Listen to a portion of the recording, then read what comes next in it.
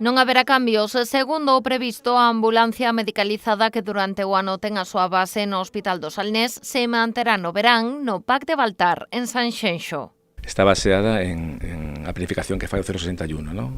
En criterios asistenciais, por supuesto, pero tamén criterios demográficos e tamén criterios geográficos, ¿no? Incluindo que o tipo e frecuencia da asistencia sanitaria, ¿no? As distancias entre as diferentes localidades, os tempos de resposta e o que é tamén moi importante o fluxo, o movimento da población, o incremento, ¿no? Este caso exponencial da población en determinadas localizaciones. Así o asegurou hoxe o conselleiro de Sanidade a pesares da demanda que cada verán moviliza a concellos colectivos e sociedade civil do Distrito Sanitario do Salnés. En calquera caso, a atención sanitaria urxente e emerxente nesta área está plenamente garantida, ¿no?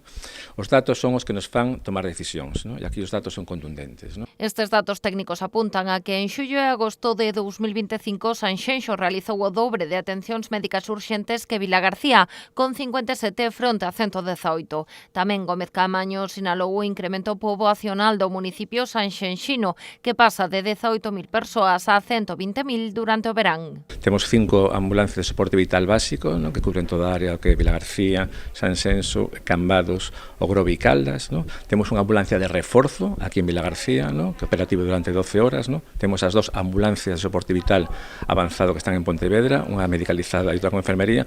Temos o helicóptero que se movilizan cando é necesario, reforzo de PAC de Vilagarcía, reforzo do PAC de Cambados tamén, ¿no? E tamén reforzo do Hospital de Salnés, fundamentalmente os días en que hai unha maior afluencia de población nesta área, ¿no? Pode ser pues, Atlantic Fest, a Festa da Agua, ¿no? A Festa do Albariño. O conselleiro levou todos estes argumentos á reunión que hoxe mantivo no Hospital do Salnés co alcalde de Vilagarcía, un encontro que rematou coas esperanzas de Alberto Varela. Resume da reunión, profundamente decepcionante. Que esta zona tamén ten un incremento de poboación moi importante, ademais de ser a capital por poboación do Salnés.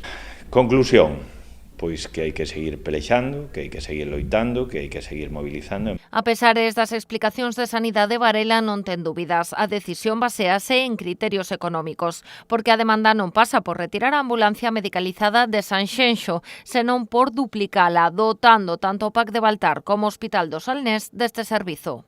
Non estamos reivindicando que se lle quite unha ambulancia medicalizada a ningún concello, sino que non se nos quita aquí durante 2 meses, e se consideran que outros puntos de Salnés ou de Galicia é necesario reforzalos, é unha cuestión de recursos económicos, por suposto. E creo que hai outras maneiras, outras cousas nas que se pode, desde logo, recortar, que non é este recurso asistencial para esta cidade. Neste escenario, o alcalde da vila animou a toda a cidadanía a participar na concentración de mañá convocada por Zona Aberta. Será na Praza de Galicia ás 9 da noite.